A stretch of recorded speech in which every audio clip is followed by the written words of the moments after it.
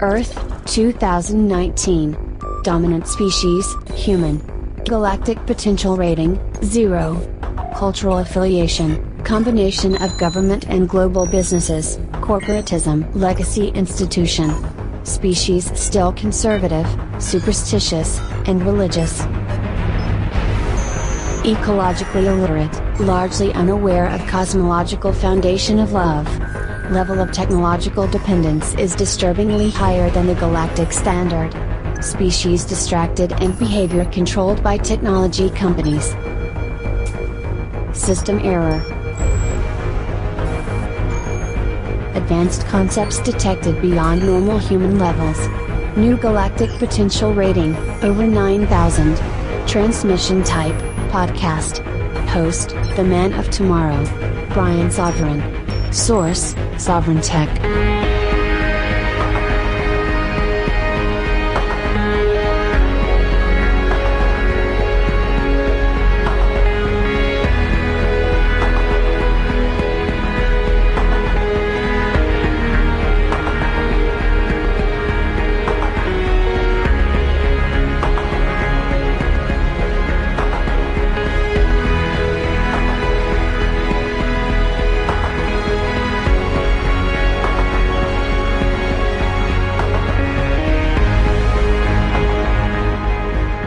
Baby, the Golden Stallion, the Man of Tomorrow, Sabzu, the Rated R radio star is here for you, and we are ready to get into this action.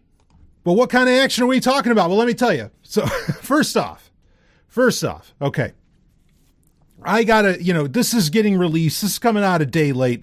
This is coming out on February 25th, 2019. Normally I like to come out on a Sunday. But anyway, today, since we're getting released on this day, I have to wish a happy birthday to one of the best. Don't worry, we're going to get into Sovryn Tech, baby, but I gotta wish a happy birthday to one of the best, and that being a man, maybe the man, certainly, who has been such an inspirational figure in my life, in the Golden Stallion's life, because I am talking about none other than the original Golden Stallion, that being Ric Flair, the original Zmin. You know what I mean? The guy that did that all the way, who taught me how to the whole thing.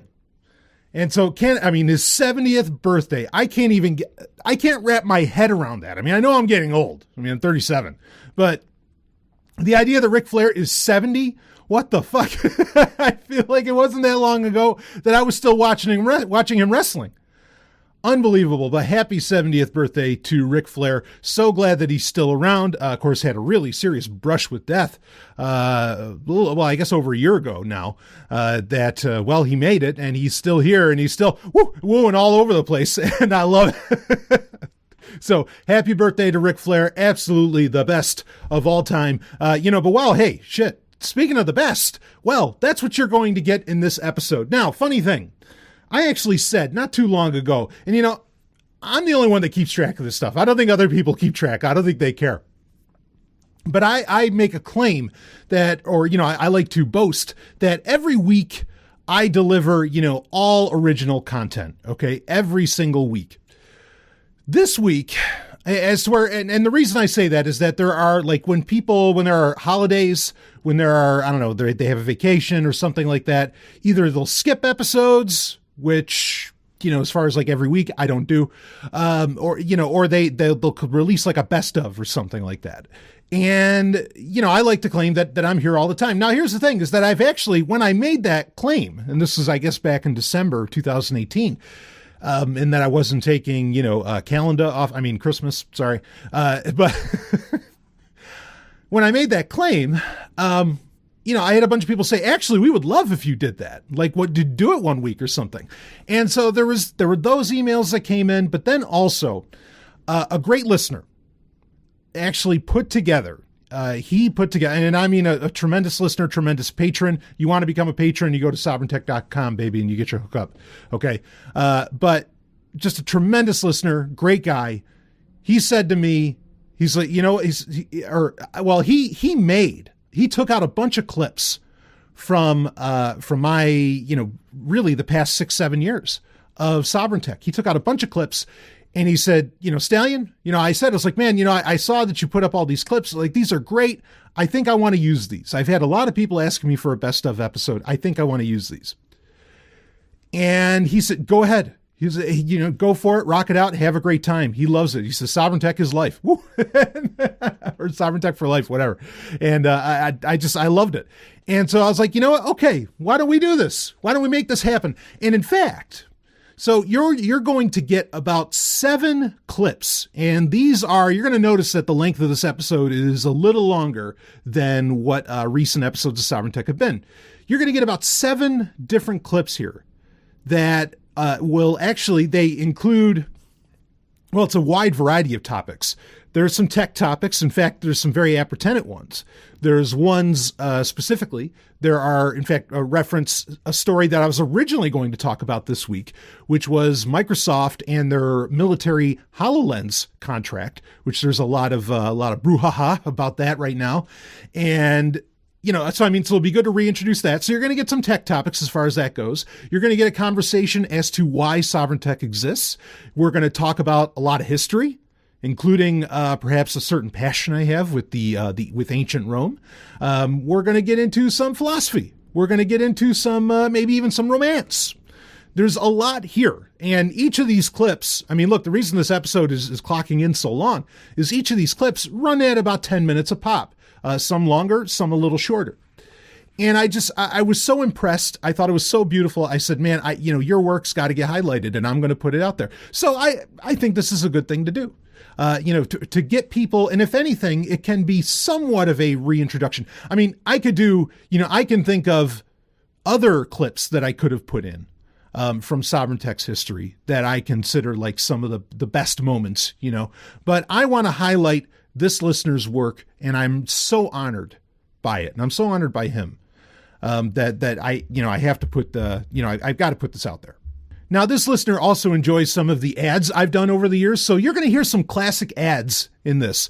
And if you use the links for these ads, they might not work now, but I'm like, yeah, what the hell? I'll leave it in. Like, I think there ends up being like 2 Babylon 5 ads in it, and there's some other ones from, again, some of these clips, and you can hear it in my voice. In fact, that's an interesting thing to listen to with this too, is how perhaps the Golden Stallion's presentation has changed, how SovZoo has really maybe even intensified significantly over the years. It's been 7 years. There's a lot there. But it's an interesting contrast to hear with the show. And so I'm not going to come back at the end of it because actually there's a clip that he made that rides right out with the closing music, which I've been using the same closing music for the show with with the outro and everything. I've been using that for probably 6 of Sovryn Tech's 7 years, and I don't ever really necessarily see a need to change that. But I think we could run right in, we'll just let that ride it right out. And so, because it ends with an actual climax segment, which is why the music starts playing. So I think that's a beautiful way to end this best of show. And because so many of you have now demanded it, maybe I'll do another one in the future where I put together maybe a list of what I see as kind of best of moments. And recently I've been working on a project that goes well beyond Sovryn Tech, where I have re-explored some of the classic episodes of Sovryn Tech that I've needed to do. And so, well, we'll see. We'll see if I end up making that happen. But for now, you've got this. And I think it's such a great time. Next week, don't you worry, we'll have all original stories. In fact, stories that are going to play off of some of these conversations, which I think is brilliant to have this put together, and almost a degree of synchronicity, perhaps, that it worked out that way. So I want these to be here, and we're going to open this baby up. Like I said, it's a variety of topics as Sovryn Tech is always delivered, and I hope you enjoy it. And please feel free to let me know if you have best of moments you want to tell me about. Hell, if you want to send me clips, you can do that too. Well, however you want to make it work. But I wanted to present this to you. I thought it'd be a great time, something special, something a little bit different, and a great catch-up as this is episode 316. So, hell, I think I'm going to make that the title of the episode, Sovryn 316. Here is Sovryn 316. Like John 316 or Austin 316, all laid out right here. Because I listen back. I don't think I've changed so much in any of these positions. Maybe a couple things here and there I might feel a little bit differently about, but overall, nice retrospective. So, all right, that's it. I'm going to shut my mouth, and well, not really, because you're going to hear me for the next hour and a half. But I'm going to end off the custom opening here, and we'll just rock right into this. And I'll see you all next week, and I'll see you all on the other side. And well, like I said, I'll let the music ride this out, and hope you have a lot of fun. And anyway, all right. Before I do that, hey, if I'm going to talk about some hot topics here. Before I cut into all that, I'm going to talk about some hot topics here. If you want to discuss these sort of things, a great place to do that, you can call into, there's a radio show out there. In fact, it's the number 27 talk show in the United States. This is a big deal, big audience. Okay. I mean, even bigger than Sovryn Tech's audience. If you want to do that, if you want to talk about some of these things, you could call in. And they barely screen a thing as far as call-in goes. It's Free Talk Live, freetalklive.com. Go there. You can check out the episodes. They go 7 days a week, 3 hours a fucking night. Can you believe that? 3 hours a night. And you can talk about anything. And they do talk about anything. I know. I used to be a host, including during some of the clips that you're going to hear in this best of episode was at the same time and might even be in reaction to some of the things when I was in my tenure with Free Talk Live for a couple of years, which was just a wonderful time. So I want you to go check it out. freetalklive.com. I thank them for sponsoring Sovryn Tech. They are very much the reason that right now there is Sovryn Tech. Okay. I mean, absolutely. Like Sovryn Tech launchpad off of Free Talk Live. No doubt about it. So you want to check that out. It's still such a great show. freetalklive.com. And believe me, you're not going to be disappointed. There's something for everybody with that show. As much as I try to do that with Sovryn Tech, and you're going to feel that, I think, with this best of, there is that with Free Talk Live. So freetalklive.com. I thank them for sponsoring Sovryn Tech. All right. Woo, let's get to the best of, well, me. I'll see you all on the other side. Woo! I share my show on Google Plus, and someone commented on it because it's a public page, nothing to hide here. And he raised some great points and some great concerns. He said he used to listen to the show. He got tired of kind of the social, the fact that I would kind of bring morality into technology. And I understood what he was saying. He didn't want, he wants to hear tech news and he wants to hear about what to do. And he has a second half to his question of should we be making our own internet? I will get into that in a future episode. But I want to address his point. Why does Sovryn Tech, why do we bring in these issues of liberty, anarchy, all empathy, all these different areas into science and technology? And to address this, I don't think I have the words. I don't think I can say it as well as a personal hero of mine could say it. And the personal hero that I'm going to conjure up is Carl Sagan. And actually, I'd like to dedicate this entire show. In fact, Sovryn Tech in its entirety could be dedicated to Carl Sagan. But this show in particular, Carl Sagan died in, I believe, 1996 on December 20th, which was just yesterday. And so I consider it a great honor to have him speaking, obviously from a recording, no duh, but to have him speaking on Sovryn Tech. And so here we go. My feeling, Charlie, is that it's not that pseudoscience and superstition and New Age so-called beliefs and fundamentalist zealotry are something new. They've been with us for as long as we've been human. But we live in an age based on science and technology with formidable technological powers. Science and technology are propelling us forward at accelerating rates. That's right. And if we don't understand it, by we I mean the general public, if it's something that, I'm not good at that, I don't know anything about it, then who is making all the decisions about science and technology that are going to determine what kind of future our children live in? Just some members of Congress? But there's no more than a handful of members of Congress with any background in science at all. And the Republican Congress has just abolished its own Office of Technology Assessment, the organization that gave them bipartisan and competent advice on science and technology. They say, we don't want to know Don't tell us about science and Surprising, technology. the danger of all this. I mean, this is not the thing that... There's two kinds of dangers. One is what I just talked about, that we've arranged a society based on science and technology, in which nobody understands anything about science and technology, and this combustible mixture of ignorance and power, sooner or later, is going to blow up in our faces. I mean, who is running the science and technology in a democracy if the people don't know anything about it? And the second reason that I'm worried about this is that science is more than a body of knowledge. It's a way of thinking, a way of skeptically interrogating the universe with a fine understanding of human fallibility. If we are not able to ask skeptical questions, to interrogate those who tell us that something is true, to be skeptical of those in authority, then we're up for grabs for the next charlatan, political or religious, who comes ambling along. It's a thing that Jefferson lay great stress on. It wasn't enough, he said, to enshrine some rights in a constitution or a Bill of Rights. The people had to be educated, and they had to practice their skepticism and their education. Otherwise, we don't run the government. The government runs us. And I don't think I could say it any better.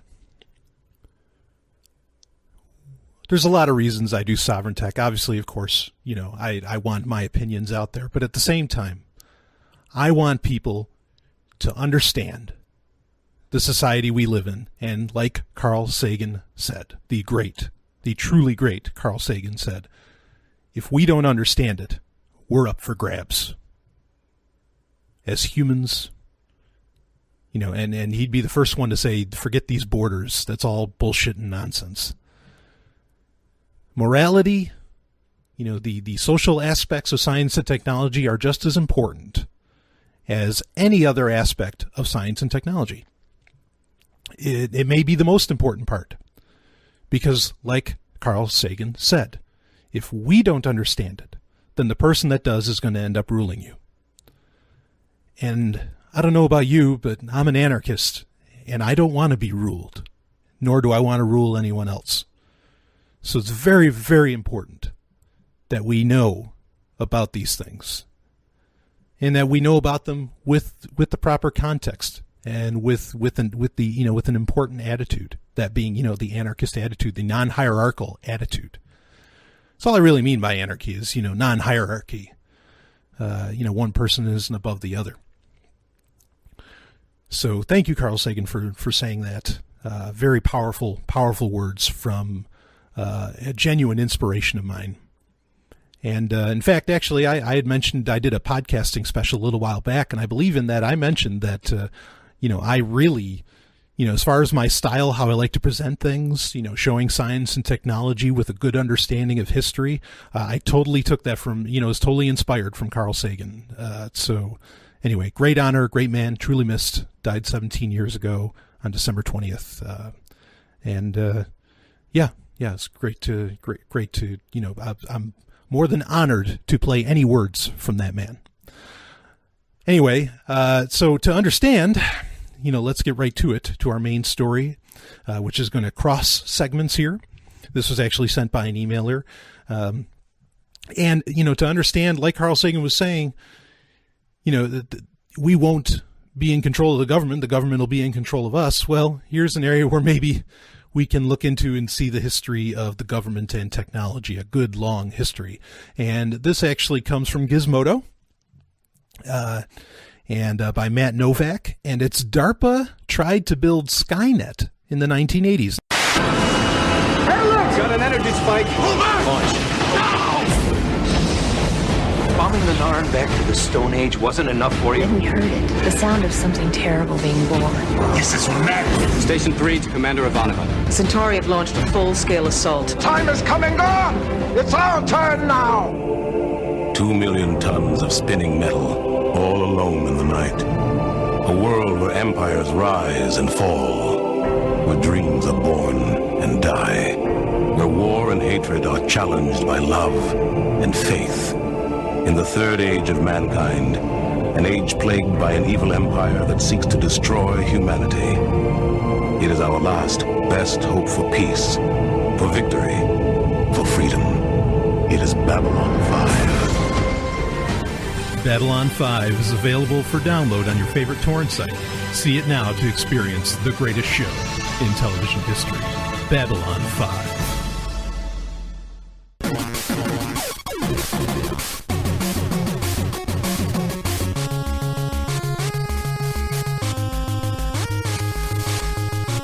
Story of the Week. It is time for Story of the Week. And you know, I was just mentioning militarism.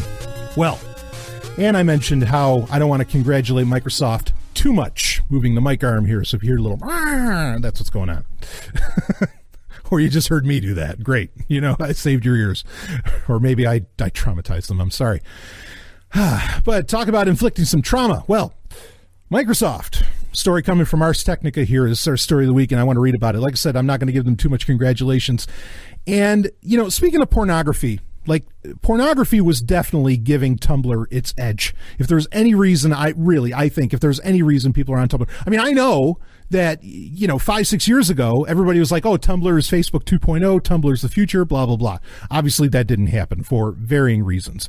One could argue that that's because of pornography. I would argue the opposite, is that Tumblr only had a purpose because, again, it was so hands-off. But regardless of that, you know, there's the argument that sex or pornography or eroticism, pick your terms, okay? They all fall within a certain Venn diagram, and some places go wackier than others. There's the argument that is part of what pushes technological innovation. I think that that's an accurate statement in many ways. Not all, but in many, many ways. I think that, yes, pornography certainly did, you know, increase the adoption of, say, the internet, right, of the World Wide Web. However, what brought on the internet? Well, ARPANET, right, which was a military, a military project, which was designed to create a network that could survive nuclear fallout.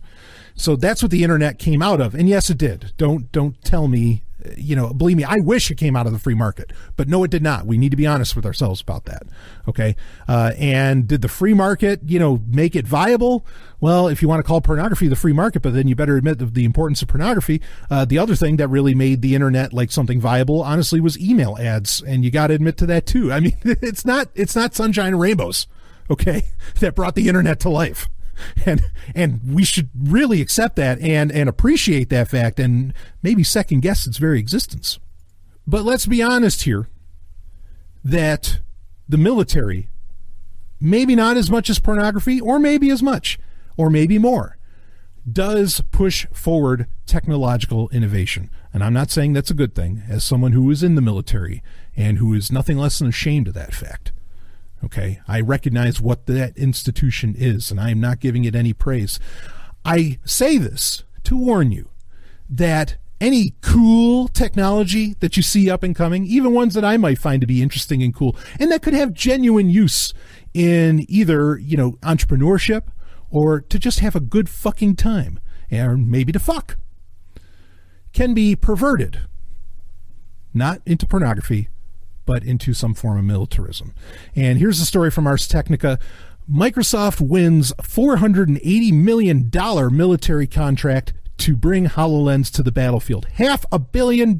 This is a huge contract in Silicon Valley. I know you're saying, yeah, but this company is paying $20 billion for this company and blah, blah, blah. Isn't this small potatoes? By no fucking means. Sure as fuck not for HoloLens, which how many people even have that? I mean, I know it's still like in dev kit, but you get my point. Reading on here by Peter Bright, here's the subheader. The contract should see the military buy more than 100,000 headsets. Now, that number may not seem like a lot, okay? And I understand why you feel that way. However, 100,000 headsets. The U.S. military is doing everything it can, and it has been doing this since I served in the U.S. military, okay? I even hate to use the word served. But when I was in the U.S. military, the attempt to put as few soldiers onto the battlefield and instead put some kind of drone technology, be it, you know, aerial drones, ground drones of some kind, whatever, that has been the dream.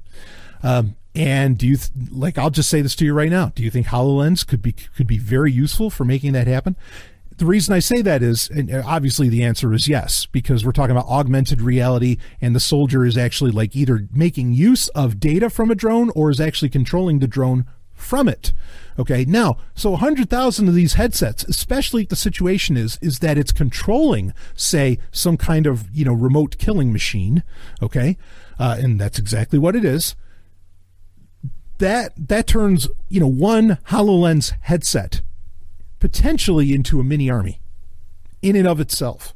So 100,000 headsets, yeah, that's pretty substantial for any division to be using these things. Okay, or however it's going to get shaken up. Let's read the story a bit here, and then I'll talk about it more. Microsoft has won a $480 million contract to develop an augmented reality system for use in combat and military training for the U.S. Army. So part of its training, yep, you can see where that application would be, but then be clear. It also says for use in combat. Reading on. Called Integrated Visual Augmentation System, or IVAS, formerly Heads-Up Display 3.0, was originally HUD 3.0. The goal of the project is to develop a headset that gives soldiers, both in training and in combat, an increase in, quote, this is an exact quote, lethality, mobility, and situational awareness, end quote. The ambitions for the project are high. Authorities want to develop a system with a goggle or visor form factor, nothing mounted on a helmet, with an integrated 3D display, digital cameras, ballistic laser, and hearing protection. The system should provide remote viewing of weapon sights to enable low-risk, rapid target acquisition, perform automated or assisted target acquisition, again, this is kind of all pointing at drones, integrate both thermal and night vision cameras, track soldier vitals such as heart and breathing rates, and detect concussions. Over the course of IVAS's development, the military will order an initial run of 2,550 prototypes with follow-on production possibly in excess of 100,000 devices. The military has already used HoloLens for training. Microsoft's current headset falls far short of the requirements. For a start, it's too bulky and offers an insufficient field of view, but it certainly serves as an important precursor technology. A new version of the headset is expected to be shown next year. Augmented reality startup Magic Leap is also reported to have bid as part of an attempt by the military to expand the range of contractors beyond the traditional military-industrial complex. Stallion breaking in for a second. First off, Magic Leap's technology, I don't even think really exists. Where the fuck is it already? Even though there's been that great minute demo video. Oh, that's all we've got for years. Okay, but who owns Magic Leap? Oh, Google! Who's in a bunch of hot water with their own employees over their military contracts and playing ball with the Chinese government. Let's read on a little bit more here. The successful bid comes against a backdrop of employees being increasingly willing to speak out against customers against customers that they disapprove of, in this case, the military.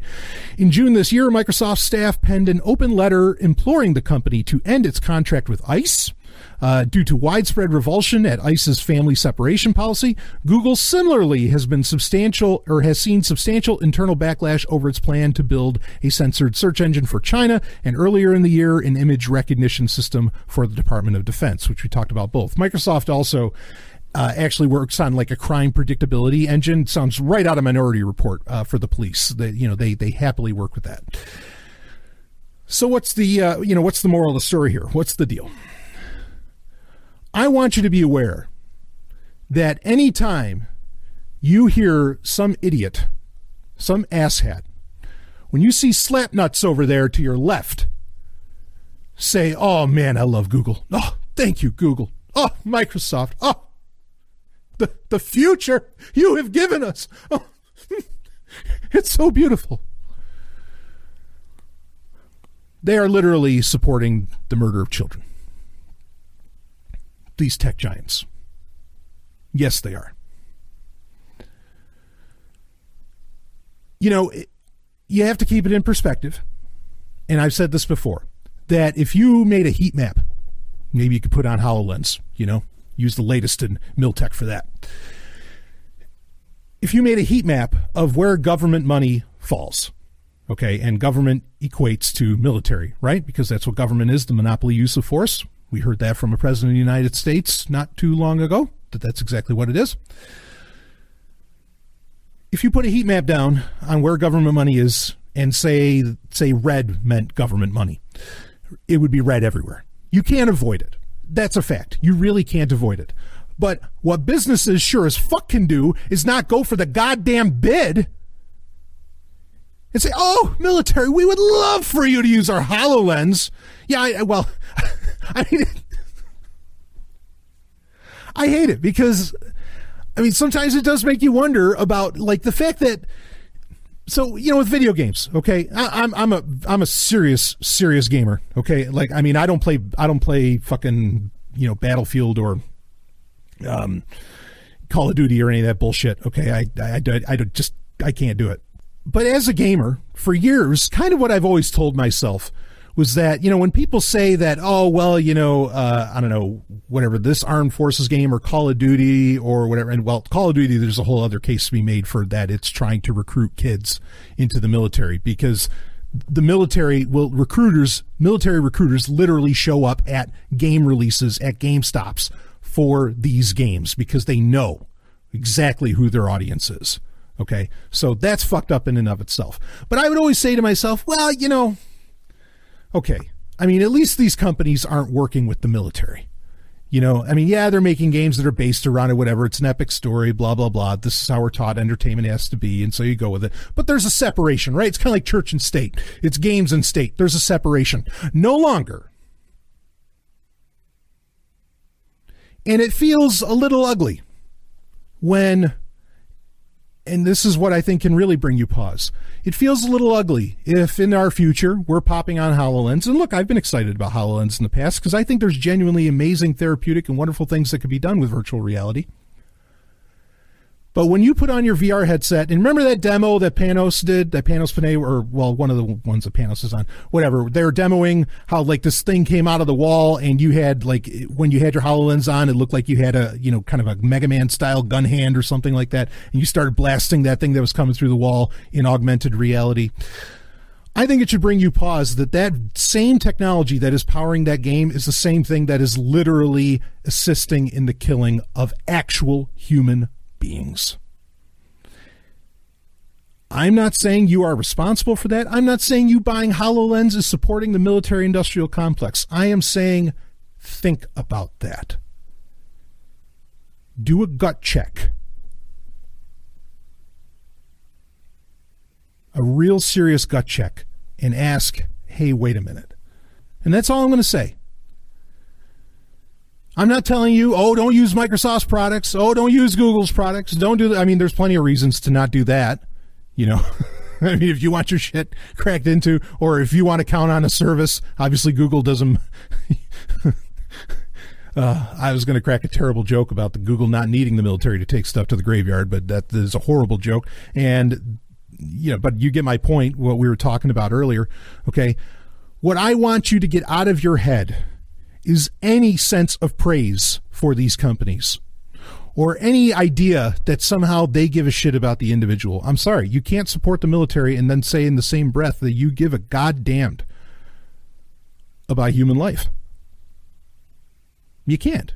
You can't say that you're an entrepreneur. You can't say that you're doing real business. You can't say you're any kind of free marketeer. You can't say any of that shit. If you if you at any point just to line to grease your fucking palms, because does Microsoft need another $500 million? The fuck they do. Okay, you know, to grease your palms, you choose bullets over business instead of business over bullets. Fuck you. Don't tell me you give a damn about me or that you give a damn about people like Google did. And that was as simple as something as Hangouts. I'll be right back with some more Sovryn Tech. I will give you full warning. This is from a story sent to me by a listener that is Christian. And I know I have a lot of Christian or religious listeners. Okay. And I want to warn you that this is about the Pope and atheism, okay? And I am saying to you that I cannot guarantee that I will not offend a religious position in this discussion, okay? I am going to, speak my mind, as one always should, particularly when they're doing a podcast, when they're disseminating information. Okay, so if you do not want to hear, because I know you get a lot out of this show that has nothing to do with my atheism or whatever, and this is a show about science and technology and how it sets you free. Okay, atheism is considered a scientific prospect, so it's worth talking about here. All right, I'm not going to save it for the climax. So if you do not want to hear that part of the show, you can skip to the next segment because we've got great stuff to talk about during important messages. Okay? So, let's do this. And I'm giving you full warning, okay, that I am going to say things, and that's okay. People can disagree. It's all right. These kind of discussions need to happen. And so I'm actually glad this got sent in by a listener. And I believe this is actually via my Facebook page, which hopefully won't be around much longer. So anyway, if you don't want to hear it, please, if you think this is completely out of place for a tech show, for a science and tech show to talk about, then go ahead, skip, go to the next segment. You don't have to hear this. Okay. But I'm going to do it. Here we go. So this is from, earlier in 2013. So this is kind of older news, but it's pretty evergreen, I guess. And it is from the Huffington Post. And Pope Francis, of course, this being the newest pope, the Black Pope is often called, not because he's black, he's actually Argentinian, but he is a Jesuit. So I don't know if that, how necessarily that gives him the title of the Black Pope. But here we go. Pope Francis's atheist letter says God's mercy has no limits. Once again, breaking with traditional Vatican protocol, Pope Francis on Wednesday, September 11th, this is 2013, penned a long letter to the Italian liberal daily La Repubblica to affirm that an open dialogue free of prejudices between Christians and atheists is necessary and precious. Well, I can't guarantee free of prejudice here, but anyway, free of, I'm not going to treat you like shit after the fact. How about that? Francis's front page letter was a response to two open letters published in previous months by Eugenio Scalfari, the founder of La Repubblica and an avowed atheist. The Pope's letter is especially notable for its open and honest assessment of the spiritual state of non-believers, and for an institution that long claimed sole jurisdiction on matters of salvation. Francis seems to open the door to the idea that notions of sin, conscience, and forgiveness are not the exclusive domain of the Catholic Church. In his messages to the Pope, among other things, Scalfari had asked him whether God forgives those who do not believe and do not seek faith. Francis seemed to hint in his response that those who don't believe are not necessarily excluded from God's forgiveness. Given that, and this is the key point, God's mercy has no limits, if you go to him with a sincere and repentant heart, the issue for those who do not believe in God is to obey their conscience, Francis writes in his letter. Sin, even for those who have no faith, is when one goes against their conscience, he added. To listen and to obey to one's conscience means to decide oneself in relation to what's perceived as good and evil. And this decision is fundamental to determining the good or evil of our actions. Oh boy. I'm going to read on. Speaking about the church's relationship with Jews, Francis stresses that Christians and humanity as a whole should be grateful that Jews have kept their faith despite the terrible tests of the past centuries. Too bad Jews about even just 50 years ago, 60, 70 years ago couldn't have come to this conclusion, but regardless, I'll read on. In the letter, the Argentine Pope also addresses one of the themes of his predecessor, Pope Benedict XVI, who had often condemned relativism, the incapacity of modern societies and men to recognize any absolute truth, such as God, as one of the evils of our time. So Pope Benedict was saying that, no, look, there is an absolute truth, okay? And that absolute truth is God and Jesus is the Son, blah, blah, blah. Okay, it's what Christians say. That's the Christian position. It's not just Catholic. For Francis, there is no such thing as an absolute truth if that means a truth that can stand by itself without any relationship.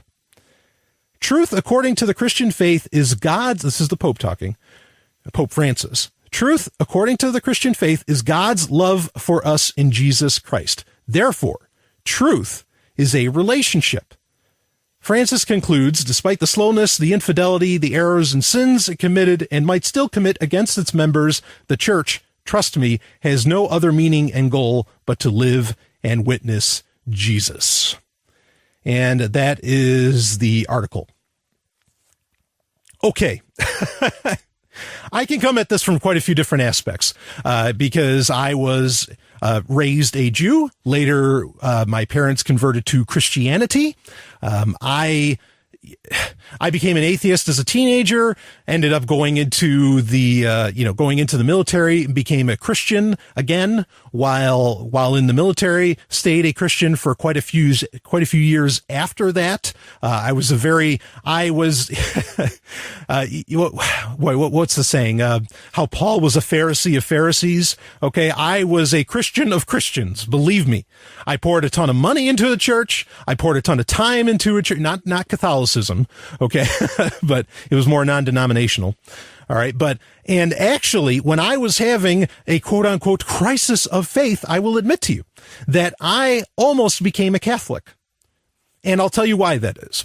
The reason I almost became a Catholic, and what I ended up doing was just becoming an atheist, again, which is what I was born, which in my opinion is what everybody's born. Okay. I was going to become a Catholic because Catholicism allows for, based upon various verses, some in 2 Timothy, okay, where it's not just, you don't just live by the words, but you also live by the traditions. This is coming from Paul. You live by the traditions, that are laid out. So it's the word and traditions, and Catholicism is that organization that's been around for a good, couple thousand years, that has a ton of traditions, and that they can change the rules because you're supposed to follow the traditions. And if the tradition is that the Pope is the Holy See lays down what the law actually is for Christians, then it's great. It can make sense. Like if you have a problem with the creation story, it doesn't fit in with science, or there's something wrong in the Bible and it doesn't fit in with science, the Holy See can just change it. They can't change the Bible, but they can just change the interpretation. They can, break out the catechism of the Catholic Church, which is essentially, you can't understand the Bible without the catechism, according to Catholicism, okay? And they can put it in there to know this is what it actually means. So Catholicism is a very logical form of Christianity, and in fact, I would dare argue with you that it is the only true form of Christianity. So what I'm about to say here, understand that I'm coming from an aspect of, believe me, I get Catholicism. I still own a copy of the Catechism because I was so, really being into this, because so many like voluntarists and anarchists and libertarians and whatever are Catholic. So I thought it fit in pretty well with the path of liberty that I was going down, around the year 2006, 2007 as it was. Okay. But if I will say this, if I were a Christian and I read this from the Pope of the Catholic Church, I would run away from the Catholic Church in a heartbeat. So I'm going to talk about this in the first place from the position of a Christian. Because this is nuts. So let's see. Sin, even for those who have no faith, is when one goes against their conscience. No, wrong. If I were a Bible believer, sin is going against God's will, going against God's law, and the wages of sin is death. It is not going against your own conscience. That's subjectivism. That's saying, well, in my conscience, did Charles Manson then go against his own conscience? This is a ridiculous argument to be making. It's saying there's no objective reality. And then here we go. So for Francis, there is no such thing as an absolute truth if it means if it means a truth that can stand by itself without any relationship. He is saying right there is no objective reality. And here's my concern with this, because look, I know there's so many Christians, and I think it's insane that they want to toss out the writings of Paul. They want to toss out all the Old Testament, which doesn't make any sense, because how can you toss out the Old Testament and believe Jesus is the Christ without the reason that you knew Jesus was the Christ was because he was fulfilling prophecies from the Old Testament. So thus those things must be valid. And the only thing that Jesus ever quoted was the book of Deuteronomy, which I would argue may be the only valid book in the Old Testament, but that's another story. Okay. But come on. I know you want to toss all this stuff out. But then let's just say that all you go by is the word of Jesus Christ himself. Well, when Pontius Pilate is about to put Jesus on the cross, he has an argument saying, what did you say? Blah, blah, blah. What is this? And then the classic Latin line of, what is truth? And Jesus says, God, essentially God is truth, which is what Pope Benedict XVI was making the point. But Pope Francis here is saying, nah, not really. No, there's no absolute truth. There's no objective reality. And so if the largest organization or largest denomination within Christianity believes that there is no objective reality, I mean, what more do I have to say?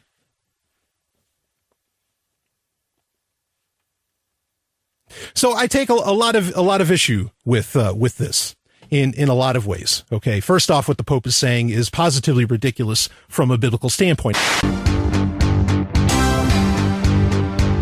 It is time for listener emails, where I cover emails sent to me through the various channels possible. The brand new Sovryn Tech email, sovryn.tech@riseup.net.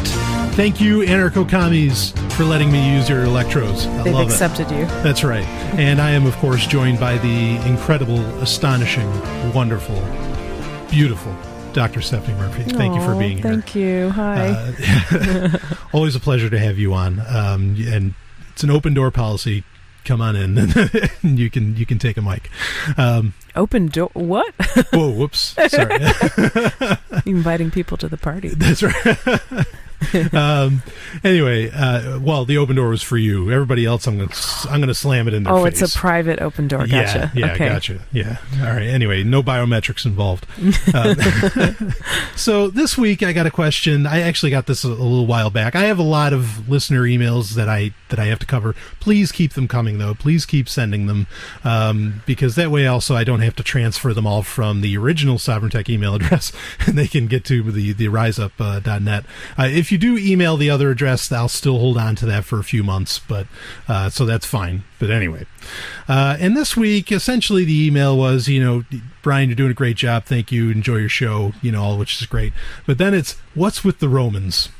And indeed, what's with the Romans? I like this listener already. Yeah, and I laid out the challenge before, or not the challenge, well, I'll call it a challenge, where I said it's like, because some people had asked, why do you keep talking about Romans, and what's the big deal? And I said, well, if you really want to know, some more people are going to ask me. So some more people asked, and so here we go. What is with the Romans? Yeah, I have a fascination with Rome. Actually, Stephanie, you're very much aware of this. Oh, yeah. And more like an obsession. Maybe an obsession. Yeah, maybe that's a good way to put it. And what it really comes from is that, and I'm not the only person. Actually, I found out I'm not the only liberty-minded person. I'm not the only anarchist who feels this way. Another one who's very popular, Doug Casey, I recently heard an interview with him, and he was pretty much saying everything I say. And I never talked to Doug Casey before, about this sort of thing. I never heard him talk about Rome. And what it is that Rome, if it wasn't for, and please, no one try to take any offense to this, if it wasn't for the Christians who started their message of this world doesn't matter, the next world is the one that's important. Yes. We may have gone into space 2,000 years ago. Or maybe 1,500 years ago, whatever. Because Rome was so advanced, and no one really talks about it. The articles come out here and there, but no one ever really puts together the cohesive whole and goes, holy shit, these guys were figuring out everything, and they were. They really, really were. And as far as technology goes, which, of course, that becomes an interest for me, but then also socially. Now, they still had slavery.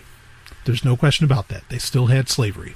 Okay. But let's keep in mind, we all still had slavery up until 100 some odd years ago. And one, of course, could argue that slavery still exists. Just everybody's the slave. Well, yeah, I wouldn't debate that. I would say, yes, you're right. Because, try not paying your masters, your politicians, and see how fast you live. Or see how long you live, I should say. Anyway, so, Rome is not perfect at all. But it was very, very much ahead of its time in many, many ways. And part of that was its very humanist outlook at life, its very practical outlook at life. And you can read authors like Seneca, read, in fact, this is a great read. If you want to read the memoirs of Marcus Aurelius, one of the emperors of Rome, you're just in for a fabulous read. Also, Jesus actually had really very little original to say. Most of a lot of things that Jesus said that wasn't a quote from the book of Deuteronomy was actually originally said by a guy named Publius Syrus, just Publius the slave. And he came up with the golden rule. This Roman slave did 150 years before Jesus was even born. Wow. If Jesus was born. So anyway, they were on the cusp of everything already. Anything advanced you can think of now, or anything that's here now, they were getting there very fast. I won't even get you started, but of course, there's the Library of Alexandria, right? You're still mad about that one. Yeah, and in fact, I posted something. I posted it on Twitter too, where on 9/11. Which was just a few days ago, I said, never forget the burning of the Library of Alexandria. You want to talk about, now were people killed when that happened? Yeah, in fact, the head of the library, a woman named Hypatia, was burned and skinned alive during that. And lots of people were killed because people were trying to stop fanatics from destroying knowledge. That's all that was going on there. There were no terrorists there, okay? And there was no blowback going on. This was just straight up people destroying civilization and knowledge, because this world didn't matter to them. It was the next world. And so anything that studied this world was heresy. It's so sad. And we end up with the Dark Ages. Okay. Apparently there was a book in there that had history going back 100,000 years or something. Yep, there was a guy named Berosus who we have some scraps left, because these books burned and some of the scraps remained. And one of them was by a 3-volume series by Berosus that we know went back 100,000 years in history. I have no idea. Well, I have some ideas, but I have no idea what went back in that history. But he's not the only one. There's other writers who came out and they talked about history as being a hell of a lot longer than at that time would be 4,000 years. They said history went back very, very far. You mean to tell me the Earth isn't 6,000 years old? Right. Not according to the Romans, and they're a little closer to the beginning, I would say. They would kind of know, and so all that knowledge is gone that Rome was developing. Started with Greece, and then Rome kind of brought it into some degree of fruition, and that's where my fascination is because I think they had a slight advantage from us today, and that is that they weren't socially conservative. Okay, now. Before I get on a railing about social conservative, and I'm going to try not to, my point in that is that because they were willing to, they could think, boy, how to even put this? They weren't held back by the idea that, no, God did this. They just had pure carte blanche thought that, we got to figure out how this works. Now, a person can say, and they're kind of valid in saying this, that actually the Renaissance was created by men who were trying to prove that God existed, and that's how science restarted. And there's a little bit of truth to that. But really, we wouldn't have needed the Renaissance if society in general during the Roman Empire didn't suddenly get this case of the grass is greener on the other side. And so it's intriguing to look back at Rome and to see, just how, and it's also intriguing because the part that made Rome fall apart was really that whole idea that this world doesn't matter. It was not the liberalism. It was not the fact that they were having wild orgies, all the time. It was not this decline. They were Western civilization, and yet by today's standards, we'd say that they were the decline of Western civilization, like that, like it's claimed about America now, that we're in some kind of like moral decline. They had the moral decline, but they're at the top of the heap. You know what I mean? Well, now wait a minute, Brian. Sure. I mean, you could say that they're, just to play devil's advocate here. Okay. You could say that the Romans weren't socially conservative, and they were having orgies, and they were somewhat hedonistic and taking a lot of pleasure in life's pleasures. But weren't they also, hurting people, pedophilia, little boy sex, and things like that? There's a lot of things. I want to say that those are serious issues to be addressed, and maybe those things occurred. But one of the interesting points to bring up is, do you know the name for a vomiting room? Vomitorium. The right? vomitorium. Mm-hmm. All a vomitorium means in Rome, this is what everybody thinks, is that a vomitorium is where the Romans all went off and they went and they vomited after they ate so that they still looked good, for the night's pleasure. And that's actually not true at all.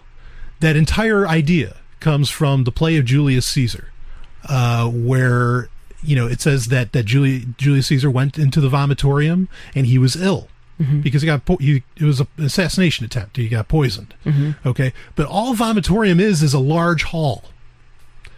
He went to a large open hall to where he wasn't enclosed and couldn't be trapped. Mm. So the whole idea of a vomitorium being a place where Romans went to be bulimic, essentially. Be bulimic, yeah. Exactly, is not true at all. And we know that. Why is there pottery with people, having sex with chickens and little boys and stuff? Yeah, again, that's one I don't have a really great answer for that, no doubt about it. But I don't think that's... That's not all the pottery, though. Okay, but here's a point I want to bring up, okay, is that I wonder how much that's being brought out and how much is being hidden. Okay, because right. When you go to Pompeii or lots of other places, there's brothels in Rome, okay? Straight up brothels attended by the highest of aristocrats, and in fact, even the women that were doing the servicing there were often rich women. Mm-hmm. That they wanted to have fun as much as anyone else. Okay, talk about a dream job, right? Sure. And they were respected, would you say? Yeah, I mean these were women of repute. This is not Mary Magdalene stuff. This is these were high class women that went to these places, men and women, because there was equality. There was actual gender equality. I know it's hard to believe that there is gender equality because there isn't any now either. But at that time, to some degree, there was. Well, if Hypatia is the librarian, that was like a hugely prestigious She position. was in charge of the greatest knowledge vault in the world. Yeah. It doesn't get much, in my opinion, doesn't get any bigger than that. And anyway, if you go to these brothels, you look around, the walls are a mess. But so much is so well preserved, and you go, wow, why is this? The archaeologists that found it, British archaeologists, 60, 70 years ago, if not longer, plastered the walls because there's all these wonderful sex acts going on. The Romans having a good time. Wow. So are they just putting out the pieces that say, no, look how bad they are, and then covering up the good times? I wouldn't be surprised. Don't believe the official story. Yeah, I love Rome.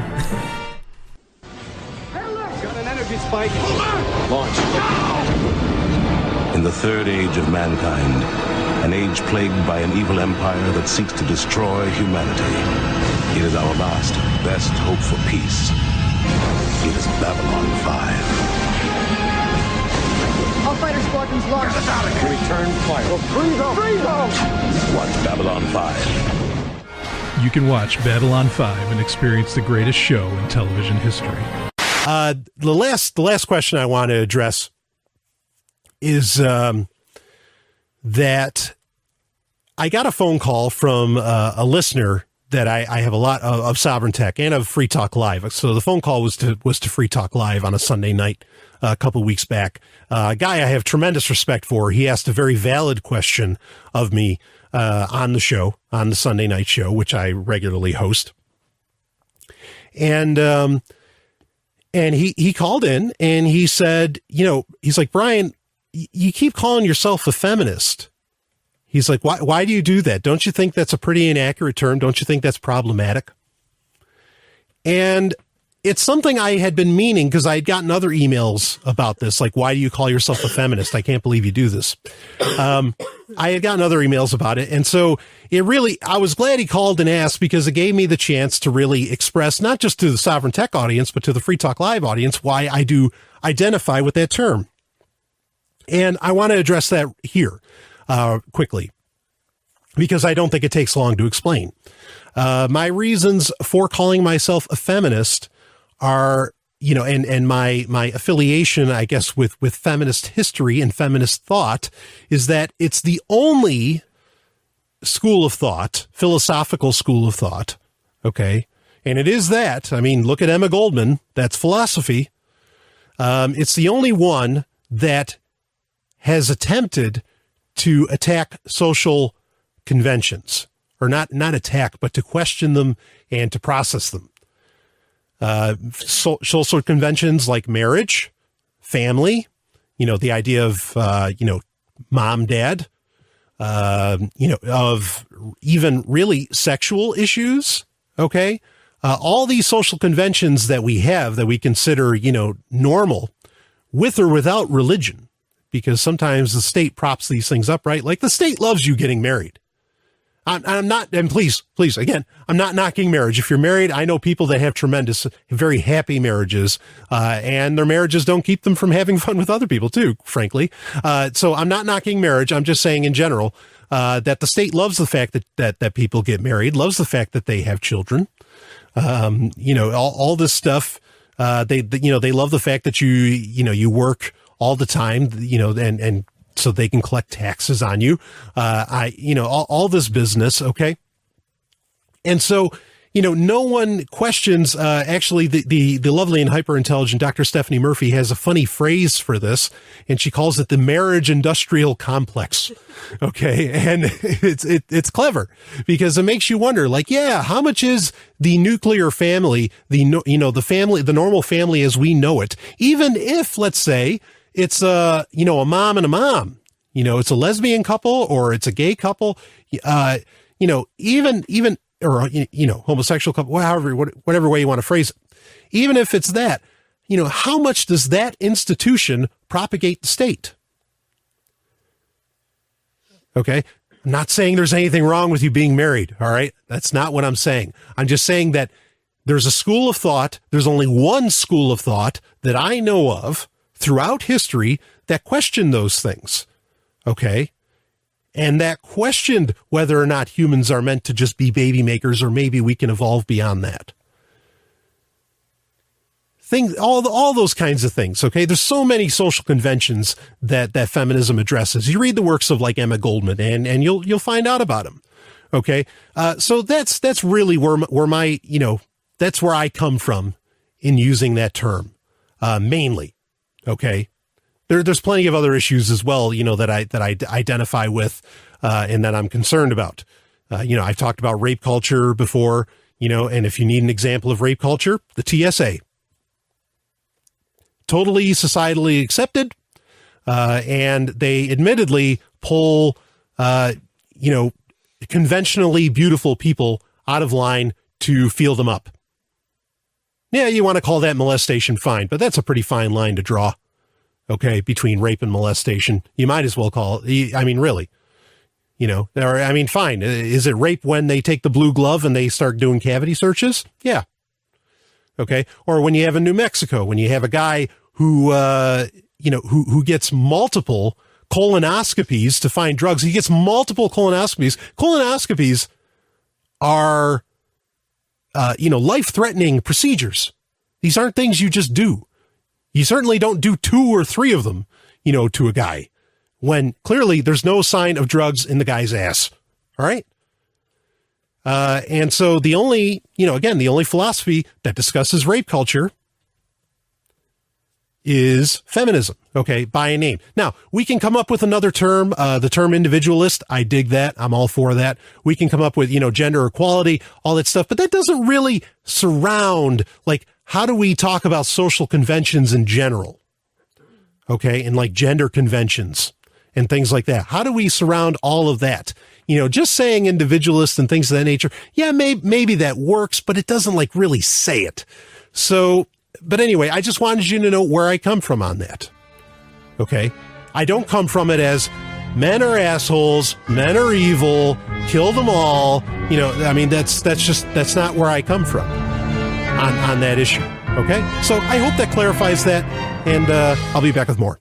Hey, Brian, what's that funny sticker over your laptop webcam? I was trying to spy on you while you were in the shower, but now I can't. See, that's why I have it. And it's from EFF.org. EFF, what's that? It's the Electronic Frontier Foundation, totally donor-funded organization that fights for internet freedom, privacy. Wow, that sounds great. So EFF.org, I support internet freedom and privacy, and maybe you do too. Yeah, and you can support them with Bitcoin.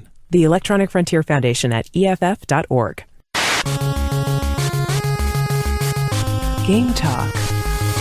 It is time for Game Talk, where we talk video games. But before I get into this, we got a very interesting article. All of this stuff's really relevant. Everything's kind of meshing together. I love it when that happens on Sovryn Tech.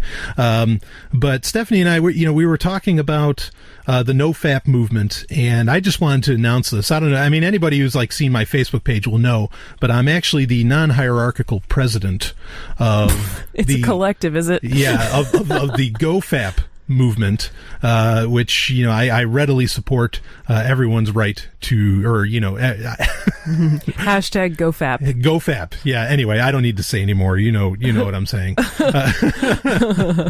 So and if you want to be a member of the GoFap community, please feel free. Go to your room, in the bedroom, or I wish legally you could do it outside, but GoFap, and then you'll be a part of the movement. So anyway, is that FAP is a male term, right? Yes. But I think it goes across the board. Pretty much. Yeah. I would think, I don't know, for women it might be more appropriate to say like go rub or something like that. Go rub? I like that. Yeah. Yeah, I like go rub. Okay, go rub. That's fine. I have plenty. I have a lot of female listeners. Like, I have a lot. And I am so glad. Why is that? You know why? It's because you don't hate women. I think that might be it. Yeah. But what does that say about all the other podcasts? Oh, no. Anyway. Well, I think you have a really interesting show that is interesting to all people, regardless of their gender. Absolutely. Thank you very much for saying that, Stephanie. Yeah. Okay, so this week, Game Talk, we talk video games, and this story comes from Kotaku, and this is a doozy. Unbelievable. And the story is, I sold my video games to pay for my wedding and said goodbye to a part of myself. Oh my gosh. Yeah. Okay, I want to hear this. Yeah, I'm going to skim through some of it, so everybody feel free to go to the show notes, sovereigntech.com, and you can read this for yourself. But stacks of games sit around my living room as I organize photographs from my phone. I log on to eBay and check prices. I list a few games. I sell one almost immediately. That one doesn't surprise me. Tales of Symphonia. It's one of the rarer in my collection, and I had expected to make quite a bit quite quickly. eBay user number 1 meets my expectations.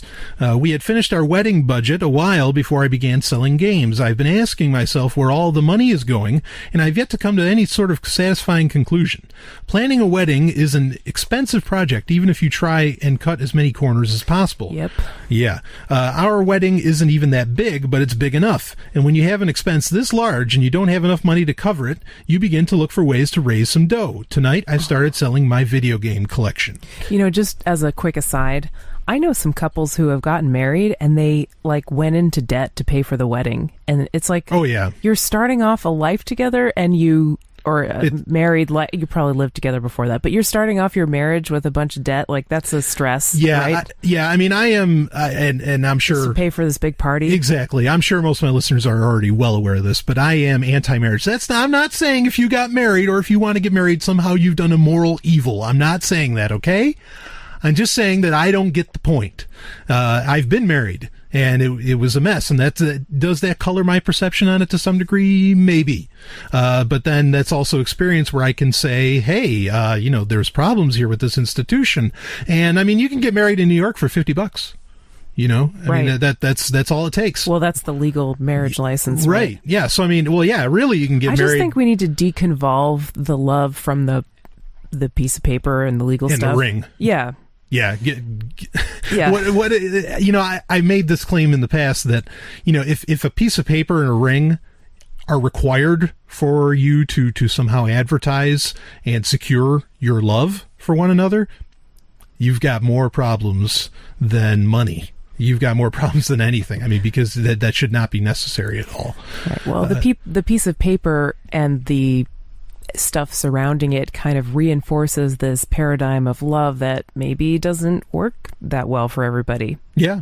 We've certainly seen high rates of marriages failing, Sure. over time. So yeah, sure. Clearly it doesn't work for everybody. But anyway, we got off track. No, that's okay. I'm going to skip ahead a little bit. In an American tradition, we go out to stores and fill out gift registries asking for nice things we'd like our friends and families to buy us. We place things like dishes, pots, pans, furniture on the list, hoping we'll receive some of them. Why do we do it? Don't most of us already have dishes, pots, and pans and furniture? Why do we need more? For some of us, it's simply a matter of wanting nicer things. For most of us, however, it's symbolic. We're creating a new life with this person, and we want new things for that new life, even if the old things were perfectly fine.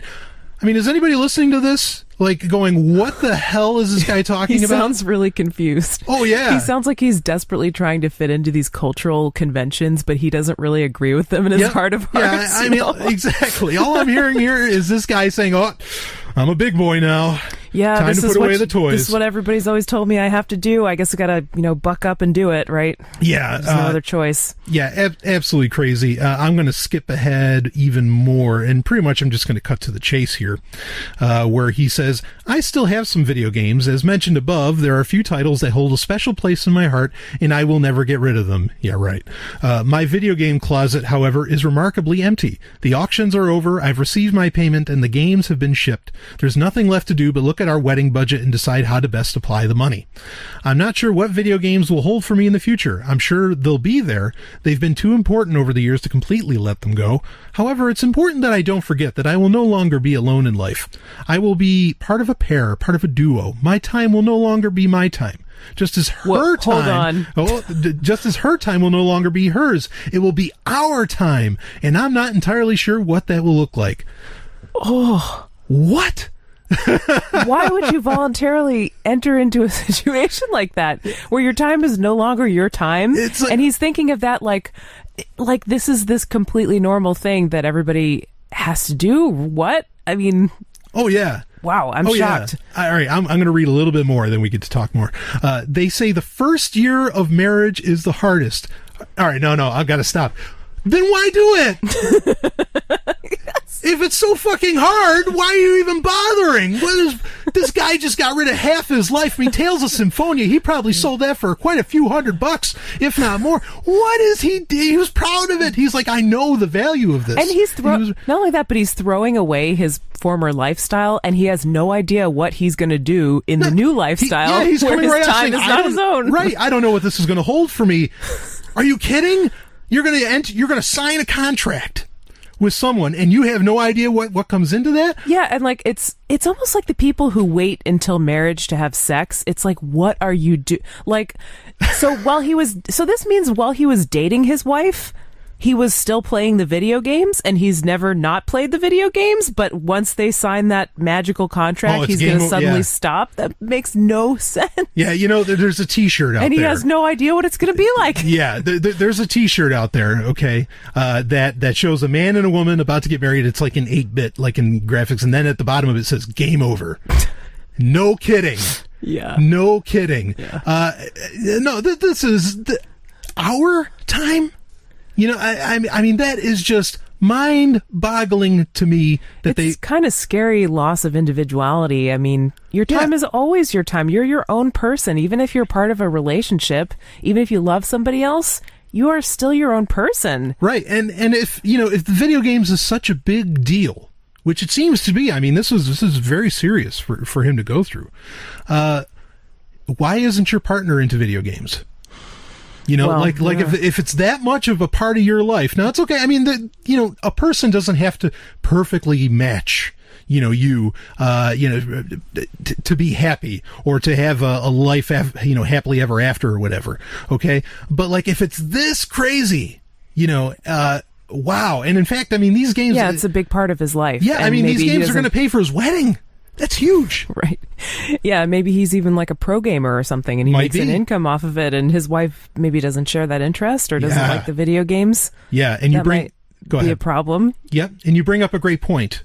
Is talk about societal stigmas. The stigma that somehow games are for little boys needs to go away, because let me tell you, some of these little boys are 30 years old now, and they're making $1 million a year playing video games.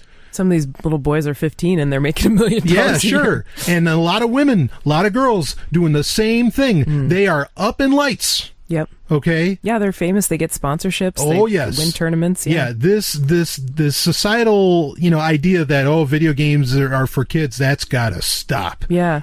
It sounds like there's this whole article. I mean, it smacks of just wrong. Oh, yeah. Yeah. But the biggest problem that I see is that it doesn't seem like he really wants to do this. It sounds like he's trying to convince himself that this is like what he has to do or what he's supposed to do, but he doesn't really want to. He's not actually living authentically, which would be to keep his video games and choose to spend his time however he wants to spend his time, right? It sounds like he's kind of saying that now when he's married, he doesn't get to choose how to spend his time. And to me, the way I think of a loving relationship, whether it's a marriage or whether it's a relationship or what, I think of that as a person I'm voluntarily choosing to spend my time with and I'm wanting to be around, not somebody who's a ball and chain, who's forcing me to do things that I don't want to do and to give up my interests and hobbies because they want me to spend time with them. Yeah. And it just like... you should want to be there. If you're in a relationship with someone, want to be there. Yeah, absolutely. Do it voluntarily. Yeah. Otherwise, you're the state. Yeah, because you're right. This whole thing it smacks of sacrifice, and it's Yeah, sacrifice. That's right. It's a big cultural meme, isn't it? Yeah, and that. Okay, there's people who say, well, you can get married and you can have a very self-aware marriage, and no. This is what people think of marriage. This is perfectly representative of how people feel about marriage. Throw the whole fucking institution out the door. Get rid of it. Toss it. It doesn't work. It leads to this kind of crap. It leads to the concepts of sacrifice. It leads to the concepts of the lack of individuality. It leads to all of these things, and it leads to pure unhappiness. Here he is saying, I've been playing, I didn't get to read this part, but there's a point where he says the role-playing games are the toughest to let go. I've been playing them since I could first pick up a controller. I first picked up a controller when I was 6 years old. Why is he getting rid of these things? Man, don't get rid of it. And if she told you, no, you've got to do it, tell her, no, you need to leave. You need to get out of this house. Well, he better save some games to fund his divorce in a couple of years. Oh, man. I'm sure that's coming. Oh, he's going to binge when that happens because the divorce is coming, I'm telling you. Anyway, I'll be back with more of Sovryn Tech. You need to calm down and go fap. Yeah. Not sure what to get for that special person in your life this holiday season? Look no further. Savory Scents Candles has something for you. Savory Scents aims to please with quality products and service. They even accommodate your special requests. Visit SavoryScentsCandles.com and be sure to check out the exclusive subscription boxes. That's SavoryScentsCandles.com. For 10% off regular orders, use coupon code FTL.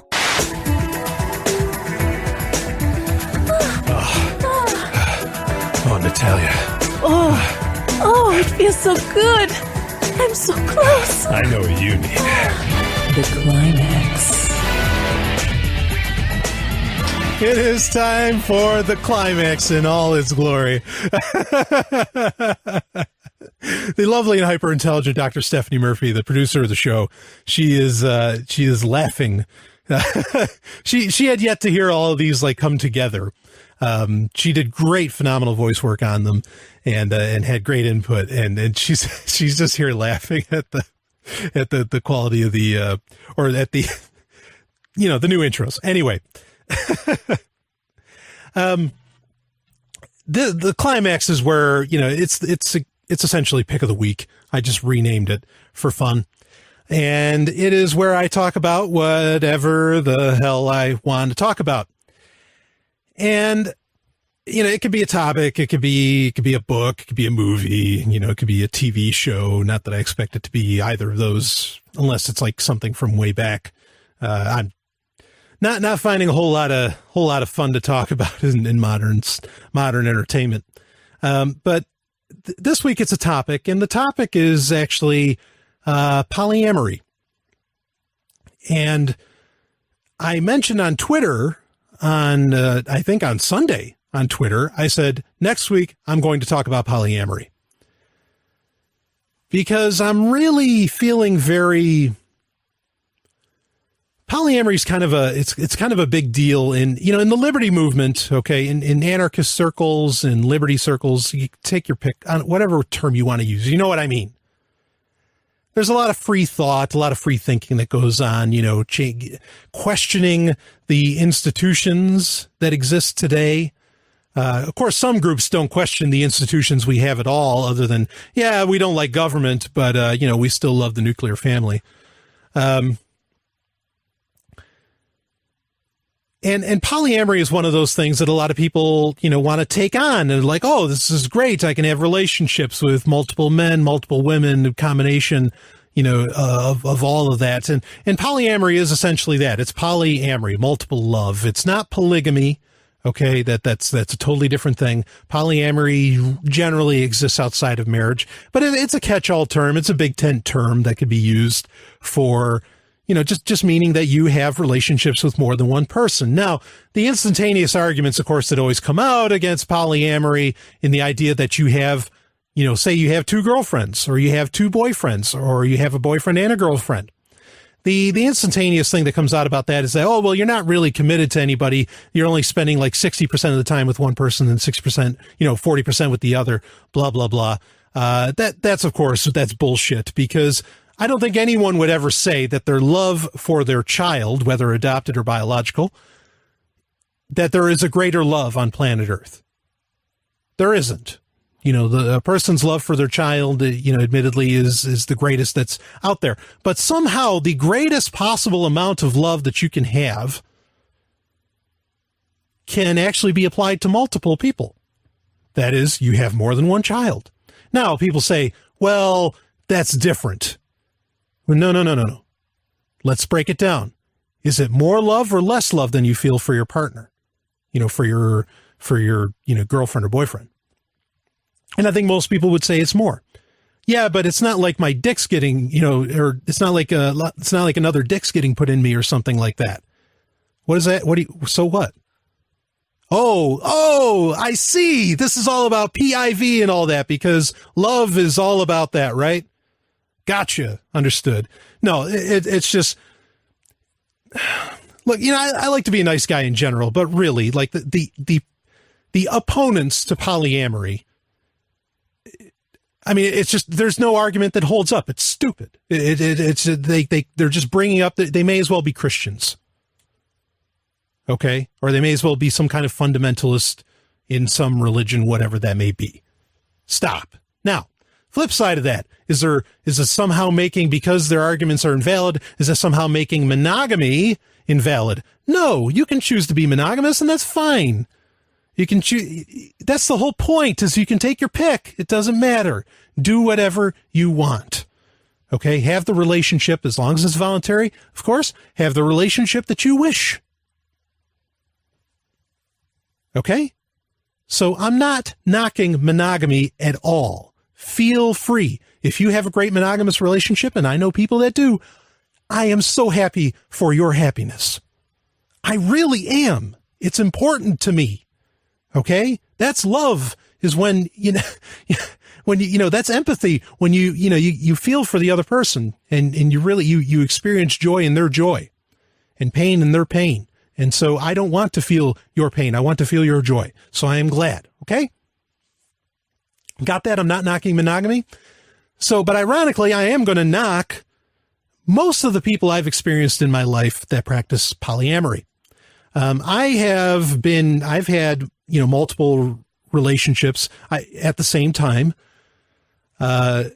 since I was very young.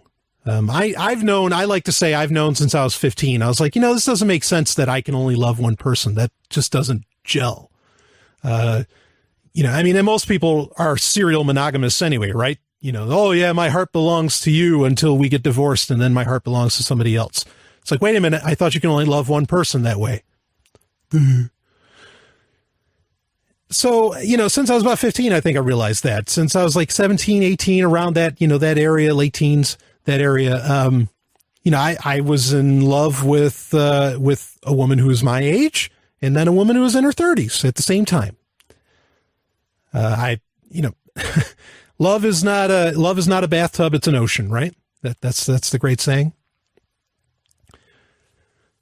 So the interesting thing with a lot of this, though, is that a lot of people are practicing this, and there's kind of the joke that goes around that says, look, it's polyamory, not polyfuckery. Okay. And what that statement means is that a lot of people practice polyamory just as an excuse to go around and fuck a bunch of other people.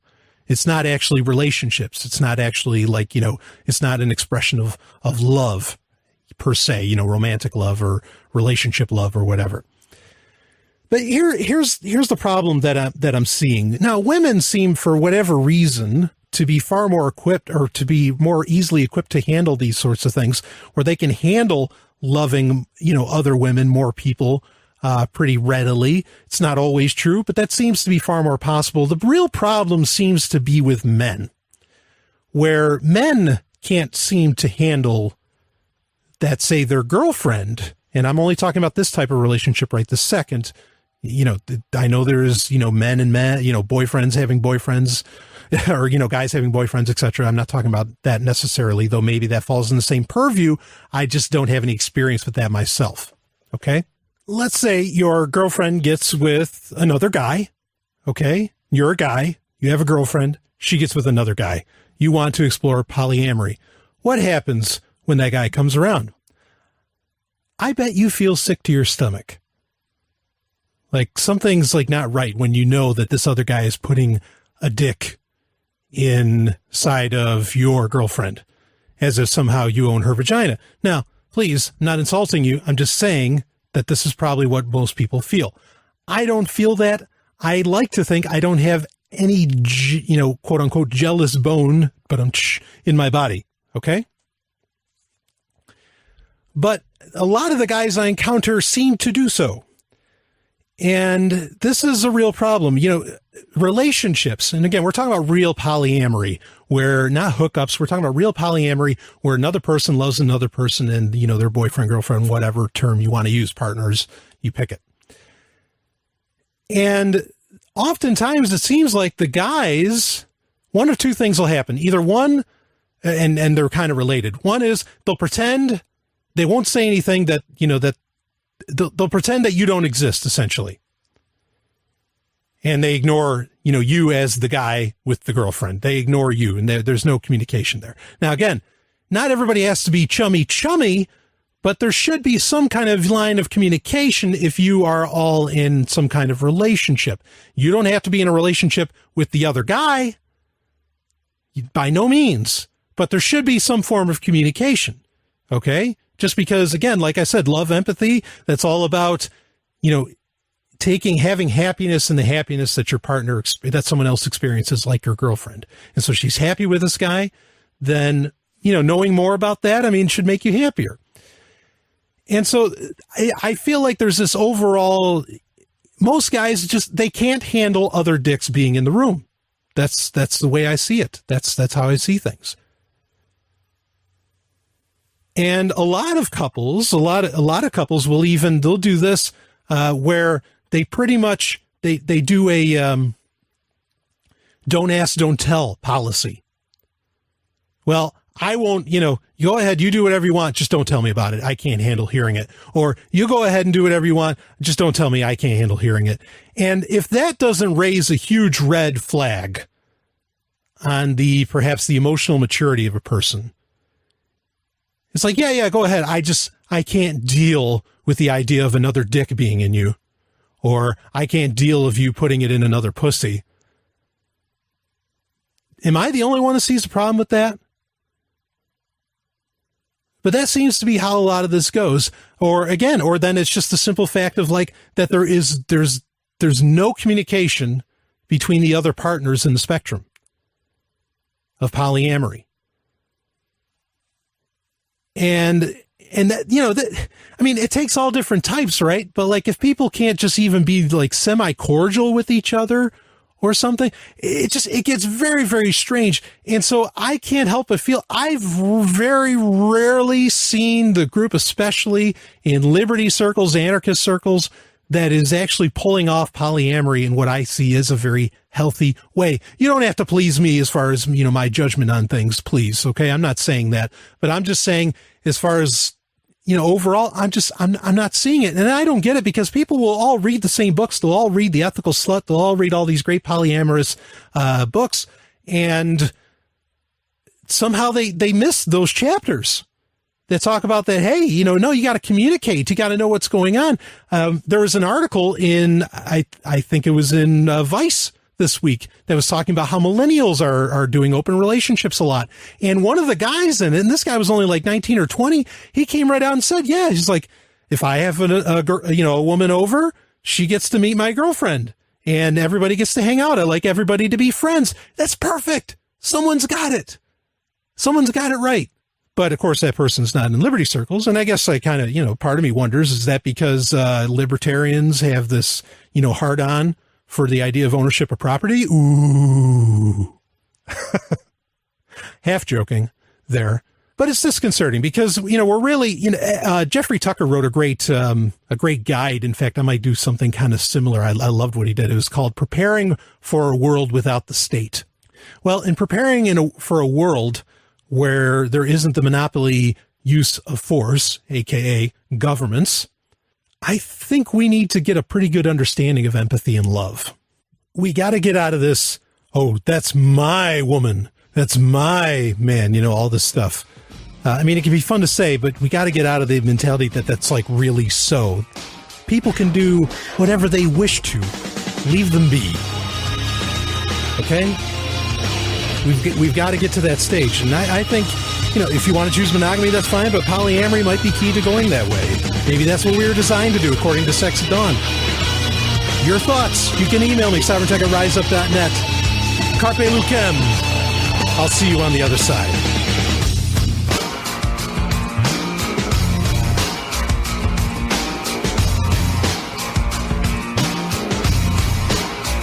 You just experienced Sovryn Tech.